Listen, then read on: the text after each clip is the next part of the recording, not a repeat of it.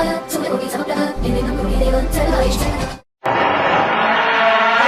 रात होती है तो हम एक दिया जला लेते हैं और उस रोशनी में खुद को महफूज समझते हैं, मगर उस रोशनी के परे जो अंधेरा है वो अपने अंदर बहुत सारी कहानियां समेटे हुए है और इन्हीं कहानियों को आपको लेकर आता है रात के अंधेरे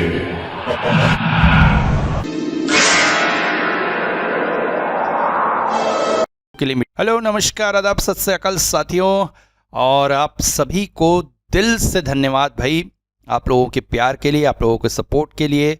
प्रत्यक्ष रूप से आप मेरे साथ खड़े होना हो, डिजिटली मुझे पूरा विश्वास है कि आप सब हर मुसीबत में हर जगह मेरे साथ खड़े होते हैं और दुआएं ज़रूर देते हैं मुझे, और आपकी दुआएं बहुत जल्दी स्वीकार भी होती है।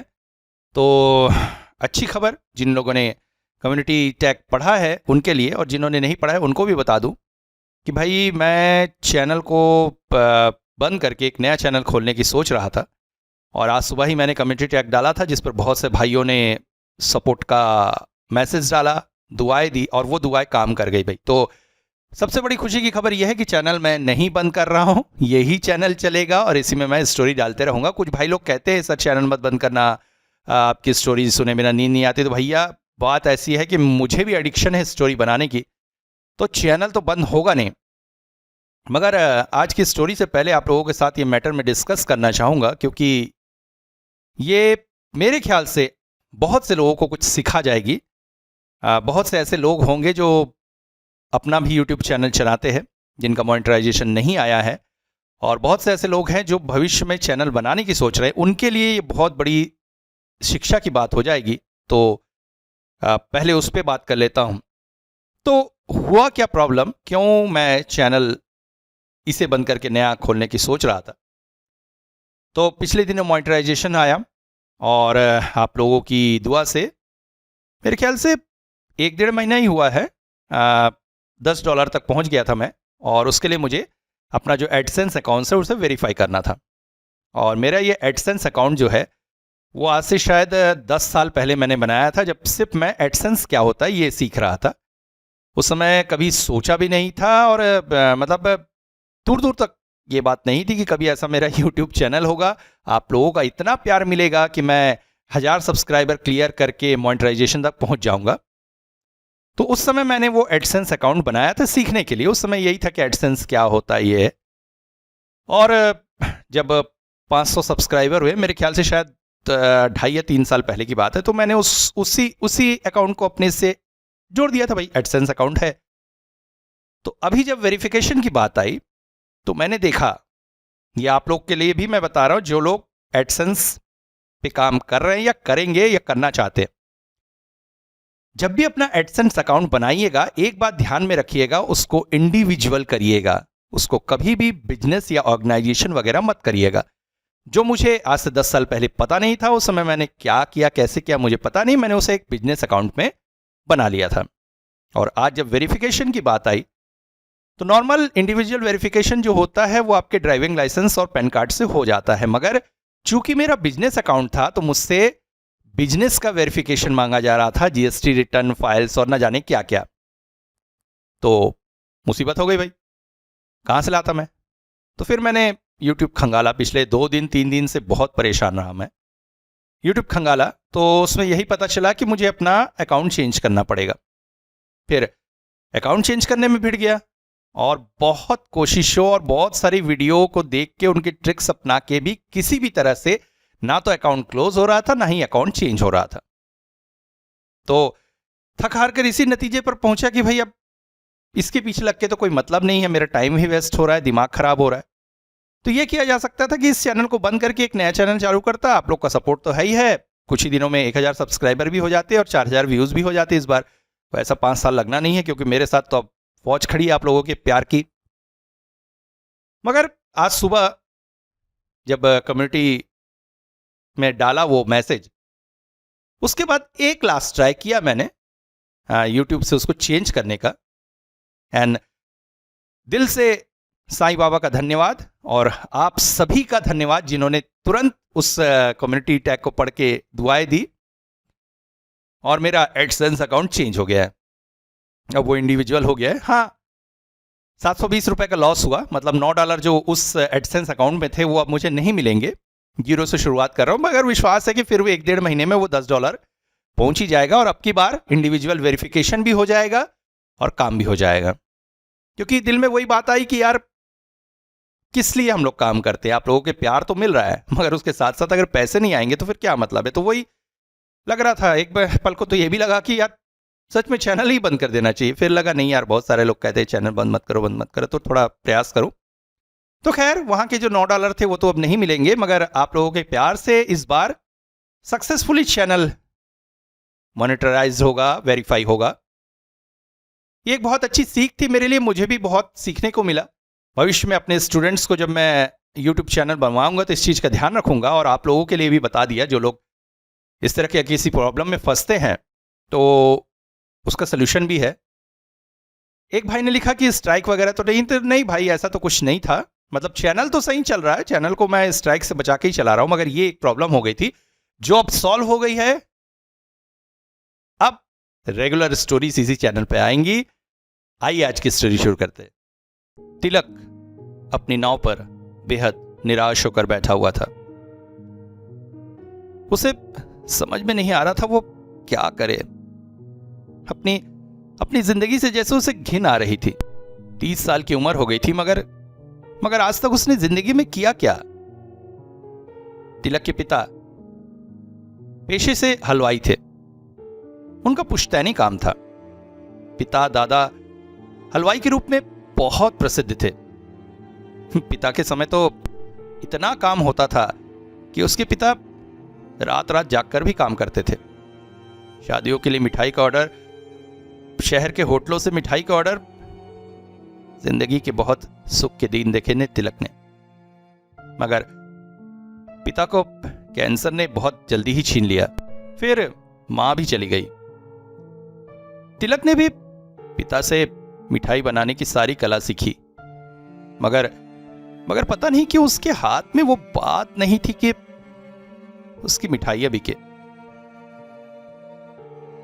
जायदाद के तौर पर कहें तो पिता जो कुछ छोड़ गए थे उसमें से अब एक छोटा सा घर और ये नाव ही बची थी। शहर जाने के लिए इस नदी से होकर ही उनके गांव से जाना होता था। प्रतिदिन तिलक मिठाइयां बनाता और उसे नाव में लेकर शहर के हाट में बेचने जाता, और शाम तक जब लौटता तो जितनी हंडिया वो लेके जाता उसमें से आधी भी नहीं बिक पाती थी। पता नहीं क्यों तिलक के हाथ की मिठाई लोगों को पसंद नहीं आती थी। आज का दिन तो बेहद ही मनहूस था। करीब 15 हंडिया मिठाई लेकर तिलक शहर को निकला था, जिसमें से 3 हंडिया नाव में चढ़ाते चढ़ाते ही टूटकर खराब हो गई। बचे हुए 12 हंडियों में से सिर्फ 4 ही बिकी थी। बाकी 8 हंडिया मिठाई लेकर वो गांव लौट आया था। सूरज पश्चिम की तरफ ढल चला था, मगर गर्मी वही भी बरकरार थी। नदी के ऊपर नाव रोककर तिलक अपने जीवन के बारे में सोच रहा था। 30 साल की उम्र हो गई थी उसकी। माँ बाप भी साथ छोड़कर चले गए थे। जीवन में उसने कुछ भी तो नहीं किया था, न धन संचय, न विवाह। फिर ऐसे जीने का क्या मतलब। नदी के ऊपर हल्की हल्की नहराती नाव में बैठे बैठे तिलक यही सब सोच रहा था। नाव के 2 जाल लगे थे। रात में गांव के कुछ मछुआरे नाव को किराए पर ले जाते थे मछली पकड़ने के लिए। तिलक की गुजर बसर का अगर सहारा कहे तो वास्तविक वही किराया था। इसलिए नाव में जाले लगी हुई रहती थी। उसी जाल में से एक में कुछ चमक रहा था। अचानक वो चमक तिलक की आंखों पर पड़ी। वो चौंक सा उठा, गौर से देखा तो लगा जाल में कुछ है। पानी में डूबे जाल को उसने हाथों से खंगाला लकड़ी का अजीब सा टुकड़ा उसके हाथ में लगा। उसने जैसे ही उसे बाहर निकाला, उसे देखकर उसकी आंखों में चमक आ गई। लकड़ी का एक टुकड़ा सा था, मगर उसके सामने तरफ सोने से एक प्रतिमा बनी हुई थी। अजीब सी देवी की प्रतिमा। आज तक ऐसी देवी का स्वरूप उसने देखा नहीं था। लकड़ी भारी थी, वस्तुतः सोने का ही वजन था ये। तिलक का मन प्रसन्न हो उठा। भगवान ने आखिर उसकी तरफ मुड़कर देखा। प्रतिमा शुद्ध सोने की लग रही है। सुनार के पास बेचकर अच्छे खासे पैसे मिल जाएंगे। जिंदगी का कुछ तो स्वरूप बदलेगा, वरना जो 4 पैसे किराए से आते हैं उससे गरीब की जिंदगी जीते जीते वो तंग हो चुका है। इन पैसों से कोई दूसरा व्यापार करेगा। वो हलवाई के रूप में तो उसकी बदनामी ही मिल रही है। मूर्ति आकार में बड़ी अजीब सी थी। सोने के वजन के होने के कारण वो पानी में डूब जाती, मगर पीछे लगी लकड़ी में एक अजीब सा हल्कापन था जो उसे पानी में डूबने नहीं दिया था। मन ही मन प्रसन्न होकर तिलक बची हुई मिठाई की हंडियों को समेटकर घर की तरफ लौट पड़ा। रोज थका हारा निराश लौटता था, मगर आज उसकी चाल में तेजी थी। घर में आकर उसने मिठाई और दही की हंडियाओं को एक तरफ रखा और अपने पूजा घर वाले कमरे में गया। वहां जमीन के पास ही एक लाल रंग का कपड़ा बिछाया और उसमें मूर्ति को रख दिया।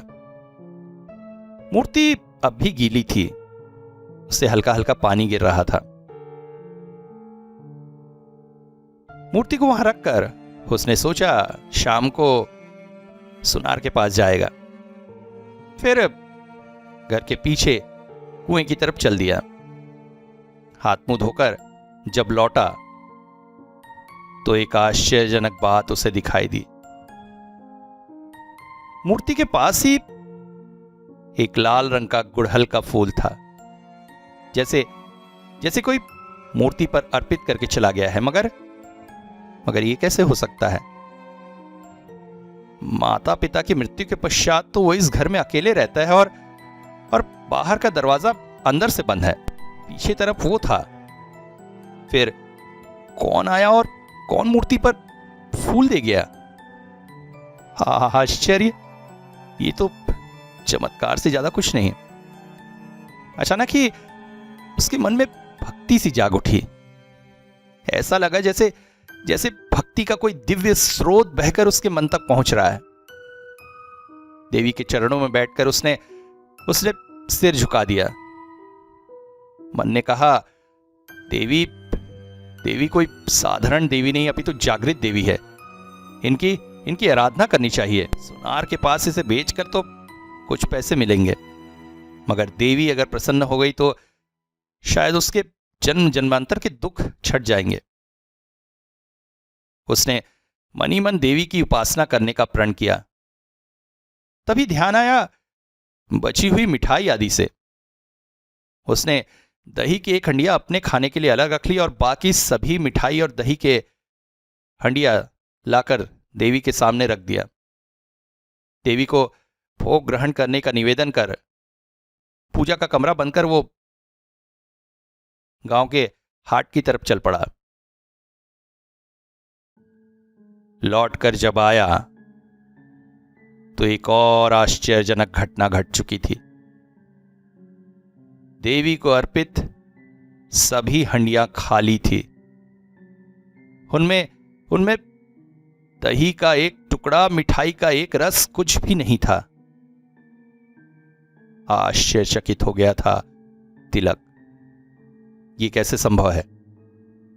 तो क्या कोई उसके घर में उसके अजाने में ही छुप कर बैठा है जिसने ये सारी मिठाइयां खा ली?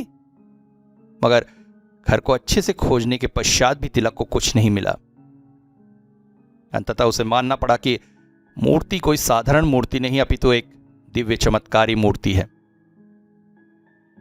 इसके बाद नियमित रूप से तिलक देवी को मिठाई का भोग लगाने लगा और आश्चर्यजनक रूप से जितना वो देवी को अर्पित करता, कहीं ना कहीं से उसका दुगना उसे मिलने लगा।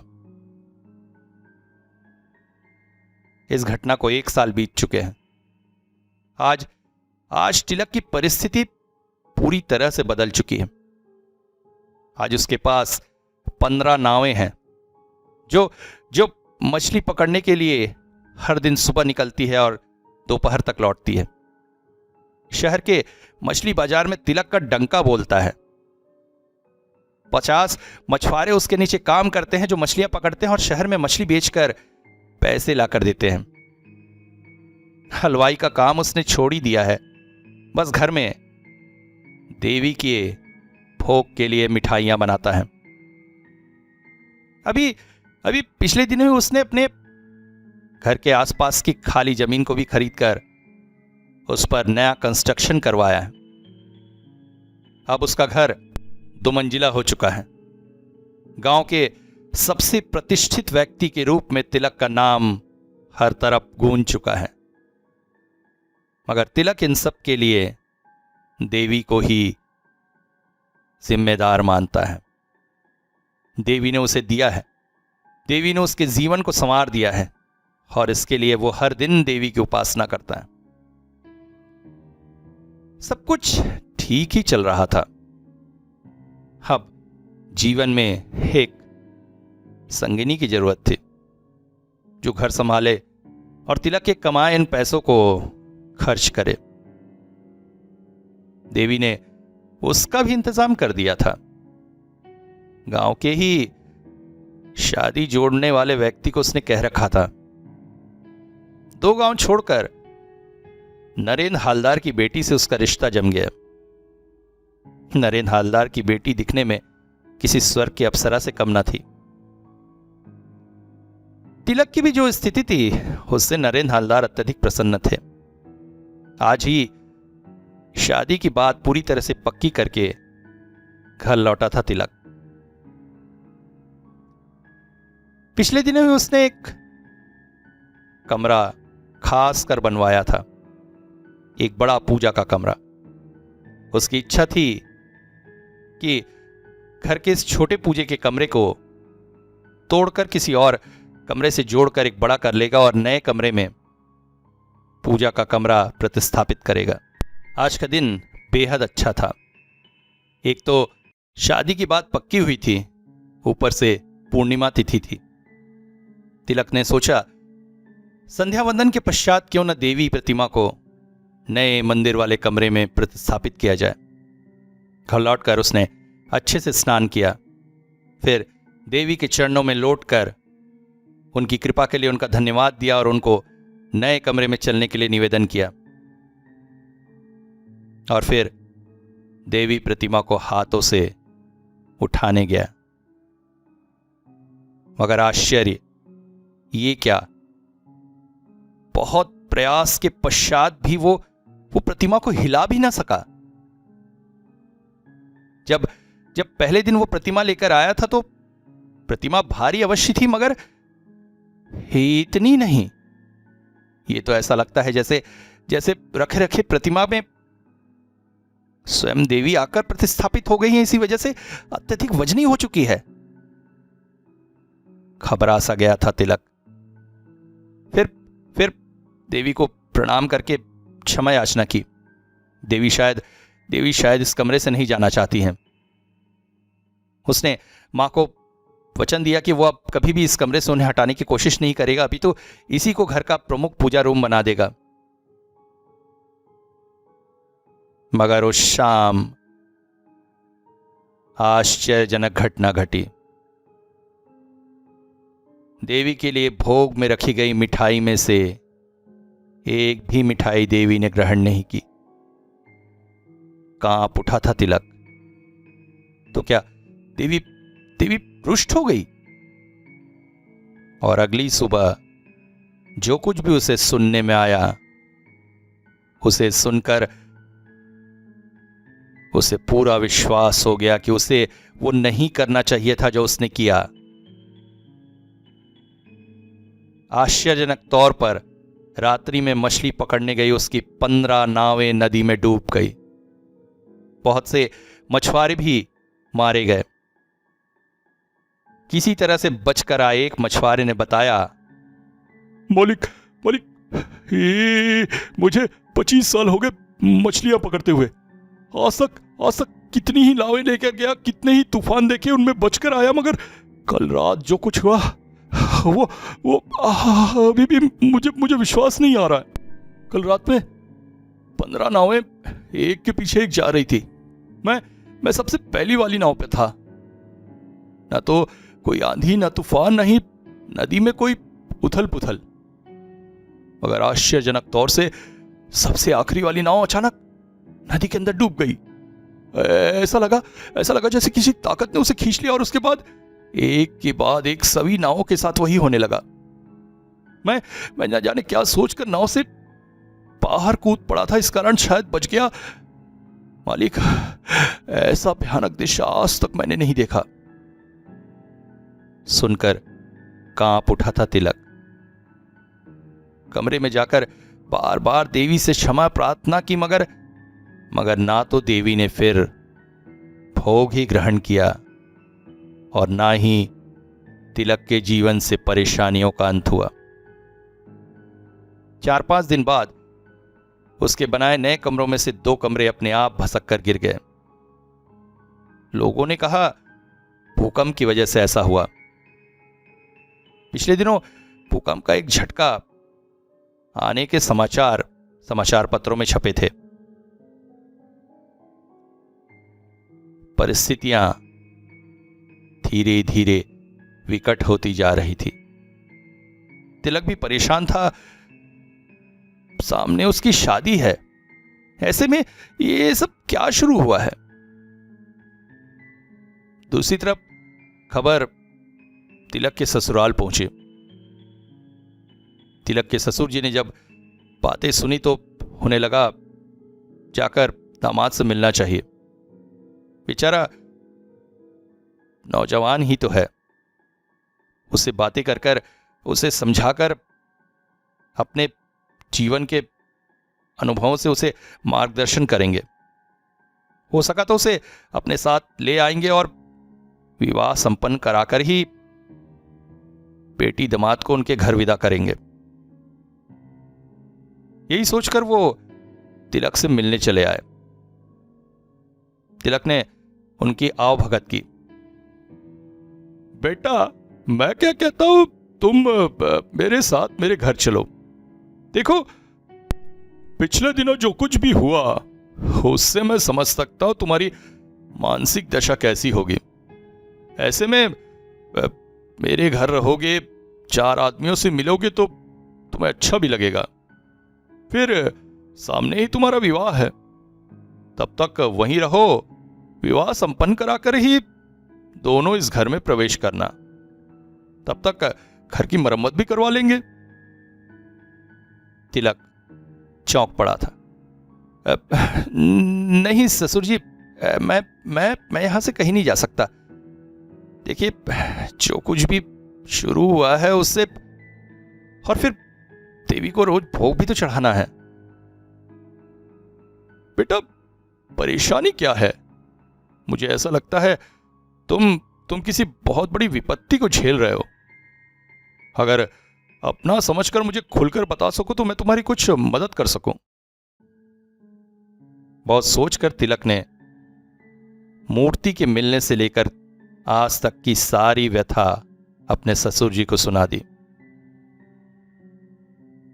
और कल रात भी एक आश्चर्यजनक घटना घटी थी। मैं आसपास के गांव की बहुत सारी जमीनें खरीदे हुए हैं। उन सब की दलीलें एक खास लकड़ी के संदूक में रखी थी। कल रात को उसमें आग लग गई। मैं गहरी नींद में था। अचानक जलने की बदबू से जब जगा और भागकर कमरे में पहुंचा तो सामने का दृश्य देखकर चौंक उठा था। किसी तरह से आंख बुझाई, मगर सारी दलीलें अजली रोटी की तरह आधी आधी जल चुकी हैं। घर में कब क्या कैसी परेशानी आ जाए समझ में नहीं आता है। ऐसे में घर में रहने पर मैं कुछ प्रयास करके उन्हें संभाल सकता हूं, जैसे कि कल रात संभाली। घर छोड़कर अगर चला जाऊंगा तो पूरा घर ही तबाह हो जाएगा। सुनकर चौंक उठे थे तिलक के ससुर। मन में आया जैसे भी हो दामाद की मदद करनी चाहिए। सबसे पहले उन्होंने देवी मूर्ति को देखा, मगर उनके मन में भी एक खटका लगा। ये कोई साधारण देवी मूर्ति नहीं हो सकती। पिछले कुछ दिनों से उनके गांव में काली मंदिर के पास एक साधु जी महाराज आए हुए थे। गांव वाले कहते हैं वो बहुत पहुंचे हुए हैं। उन्हें लगा इस समस्या के समाधान में उनकी मदद लेनी चाहिए। अतः तिलक से विदा लेकर वो जल्दी जल्दी अपने गांव की तरफ चल पड़े। नैनीताल जब गांव पहुंचे तब तक शाम ढल चुकी थी। मंदिर में उतनी भीड़ नहीं थी। मंदिर के पास ही के प्रांगण में धूनी जल रही थी और उसी की हल्की रोशनी में उन्होंने देखा साधु किसी के साथ बैठकर वार्तालाप कर रहे थे।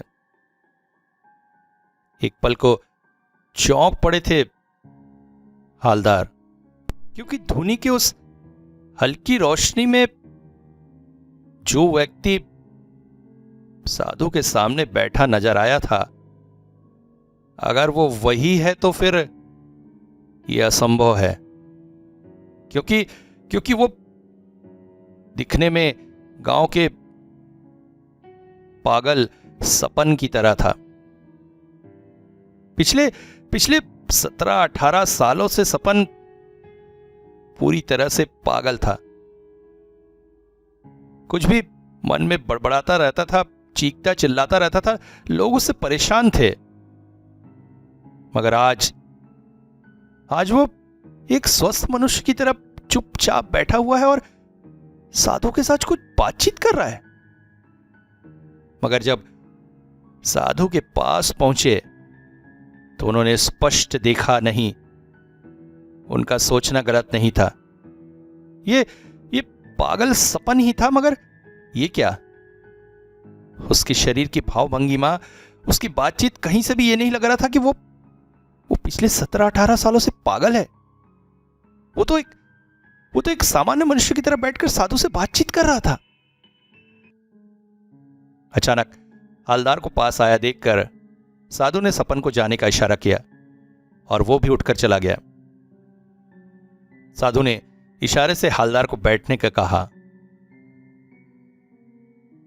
कहिए, क्या परेशानी लेकर मेरे पास आए हैं? महाराज, उससे पहले एक बात बताइए, ये सपन पागल ठीक कैसे हो गया?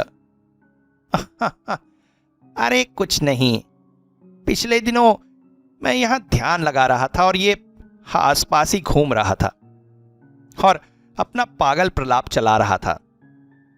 चीखे चिल्लाए जा रहा था, गालियां दिए जा रहा था। आप ही बताइए, ऐसा कोई व्यक्ति आसपास हो तो ध्यान लगता है क्या?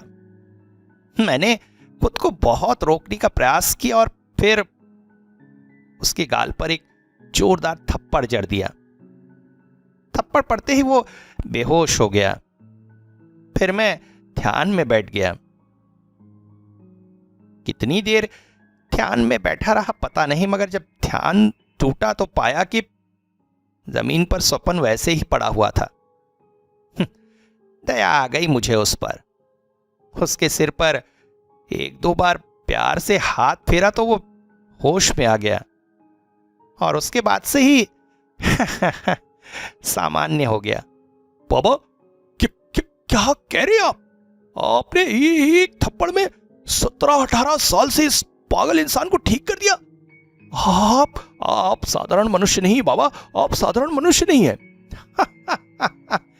तुम्हें इससे थप्पड़ दिखाई दिया?